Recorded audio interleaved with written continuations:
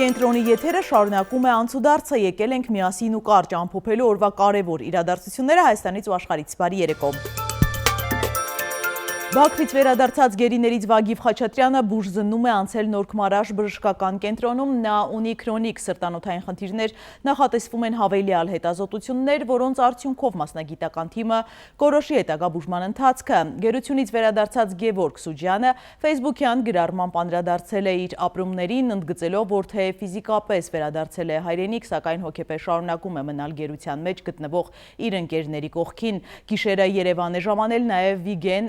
Էլջեքչյանի կինը, նա լրատվամիջոցներից է իմացել լուրը։ Լինդա Էլջեքչյանը Զվարթնոց օդանավակայանից անմիջապես ուղևորվել է ամուսնու մոտ Մուրացան զինվորական հոսպիտալ։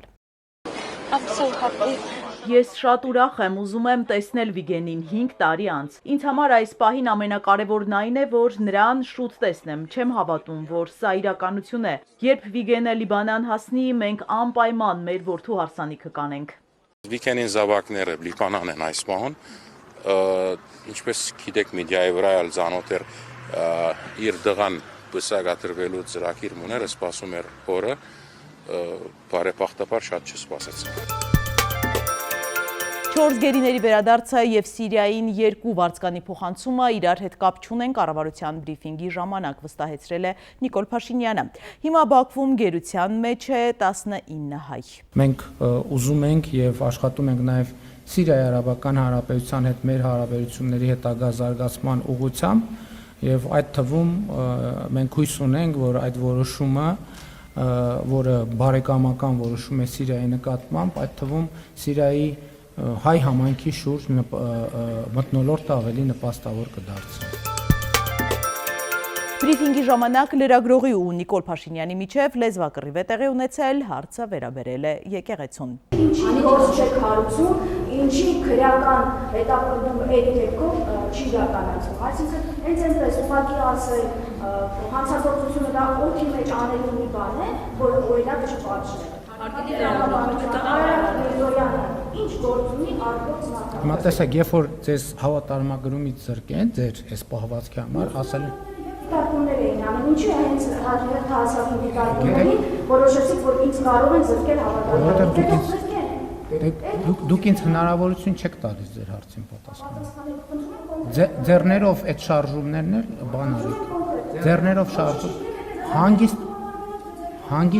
հանգիստ պահեք ձեզ, հանգիստ պահեք ձեզ։ Գիտեք այսօր ինչի ձեզ, ինչ է այսօր։ Հարգելի լրագրող, թույլ կտաք ավարտել։ Հարգելի լրագրողներ, դուք պատրաստվում եք այս հարցերով զբաղվել, թե չեք պատրաստվում։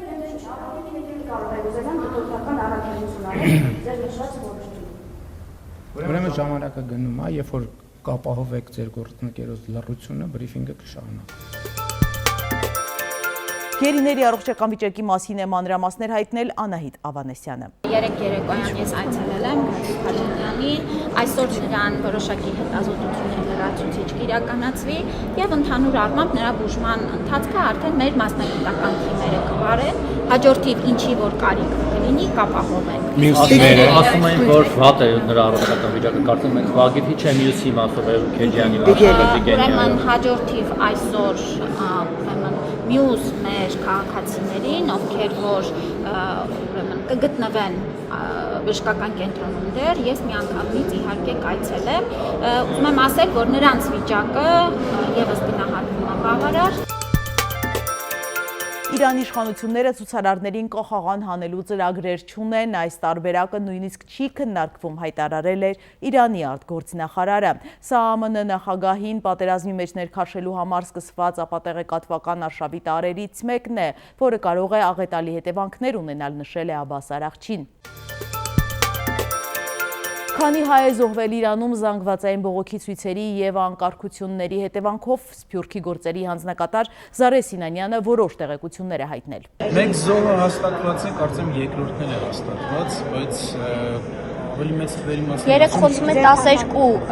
Գիտեք, այդ թվերը ասում են, ես եմ լսել, նույն 12-ը 6 եմ լսել, բայց հաստատված գիտեմ Էջմինն է և կոնկրետ չկա, գիտենք, որ զոհեր կան։ Իրանում մարդու իրավունքներով մասնագիտացած կայքը հայտնում է, որ ցուցարարների շրջանում առնվազն 2615 զոհ կա, իրավապահների շրջանում 153, զոհվել է նաև 14 քաղաքացի, որոնք ոչ ցուցարար են եղել, ոչ իրավապահ, 18470 մասնակից ձերբակալված է։ Թուրքիայի արտգործնախարարը անդրադարձել է Նիկոլ Փաշինյանի վարկանիշին, Ֆիդանը հիշեցրել է, որ այս տարվա հունիսին Հայաստանում նախատեսված են խորհրդարանական ընտրություններ, ըստ թուրք պաշտոնյայի Նիկոլ Փաշինյանն առաջատար է հասարակական կարծիքի հարցումներում։ Թուրքիան աջակցում է նրա կառուցողական դիրքորոշումը։ Ֆիդանը նաև հայտնել է, որ Ադրբեջանի արտգործնախարարի հետ քննարկել են Թրիփի շրջանակային փաստաթուղթը և կրկին Զանգեզուրի միջանցք եզրույթն է կիրառել։ Ուկրաինայի հարցերով խաղաղ բանակցությունները ձգձգում է Զելենսկին, ոչ թե Պուտինը, Ռոյթերզին տված հարցազրույցում ասել է Թրամփը։ Նա հայտարարել է, որ Ռուսաստանի առաջնորդը պատրաստ է ավարտել պատերազմը։ Թրամփը շարունակում է զարմացնել, նա կատակել է, թե 5 օրվա կաթ ունեն, բերել է իր հետ, գուցե մամուլի ներկայացուցիչները ցանկանան փորձել։ We have some milk here. It's been sitting here for 5 days, so it's from the original bottle, and I brought it so the press can have some. You can swig it all out of it. Առաջարկում եմ միասին թերթել մամուլի էջերը։ Հրապարակը գրում է, տարեմուտին պարգևավճարի անվան տակ պետական գերատեսչությունների յուրային աշխատողներին բաժանված ընտրակաշարքի թեման ներգերատեսչական գզվրտոցի առիթ է դարձել։ Տարբեր նախարարություններից տեղեկություններ ենք ստանում, որ անհավասար վերաբերմունքը եւ միլիոններով միայն յուրային ԿՊԱ-ականներին պարգևատրելը դարձել է ռազմորկաների թեմա, կատվածահար արել աշխատանքային պրոցեսը, անգամ փորձագետների շրջանում բարձր պարգևավճարներ են ստացել միայն ԿՊԱ-ականները, մյուսները չնչին գումարներ կամ ոչինչ։ Ի դեպ, անգամ օրենսդիրներն են վրթոված գործադիրում բաժանված պարգևավճարների չափից համարում են, որ դա անարգանք է, երբ պարլամենտական համակարգ ունեցող երկրում պատգամավորներին 3 միլիոն դրամ են տալիս, իսկ փոխնախարարներին 4.5 միլիոն։ Ի դեպ, դեռևս 2025 թվականի ապրիլին Փաշինյանը կառավարության նիստում հետևյալ եզրահանգմանն էր եկել, որ կառավարությունն իր գլխավորությամբ վատ է աշխատում եւ 7 տարի նույն դասարանում են մնացել, իսկ պարգևավճարները սովորաբար տալիս են լավ աշխատանքի համար։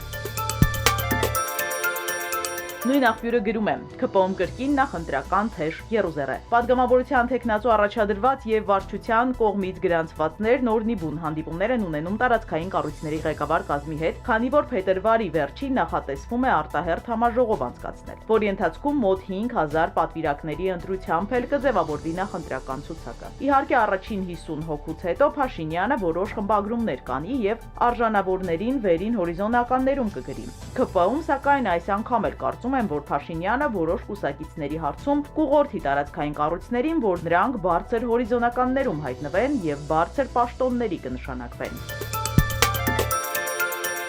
Ժողովուրդը գրում է, աշխատանքի եւ սոցիալական հարցերի նախարար Արսեն Թորոսյանը քննարկում է մի նախագիծ, որով նախատեսվում է միավորել աշխատանքի եւ սոցիալական հարցերի ու առողջապահության նախարարությունները, ստեղծելով մեկ միասնական կառույց։ Ըստ նույն աղբյուրների, միավորման դեպքում Թորոսյանը հավակնում է զբաղեցնել նորաստեղծ գերատեսչության նախարարի պաշտոնը։ Նախաձեռնությունը համակարգի ներսում լուրջ դժգոհություն է առաջացրել։ Աշխատակիցները այն դիտարկում են ոչ թե կառավարման բարեփոխում, այլ իշխանության կենտրոնացման փորձ կամ նոր մեգանախարարության ստեղծում։ Քննադատները նշում են, որ Թորոսյանի շուրջ արդեն իսկ առկա է բարձր անվստահություն, քանի որ նրա պաշտոնավարման օրոք տեղի են ունեցել տարբեր իրադարձություններ, որոնք հիմա տարբեր դրվագներով քննվում են իրավապահ մարմիններում, թերևս ամենախոշորը Քովիդի գործն է, որի մի մասը դատարան է ուղարկվել, մի մասով դեռ նախաքննություն է ընթանում։ Կարճ ասած, նրա ղեկավարությամբ նախորդ գործընթացները հասարակության մեջ մնացել են կասկածահարույց վիճահարույց։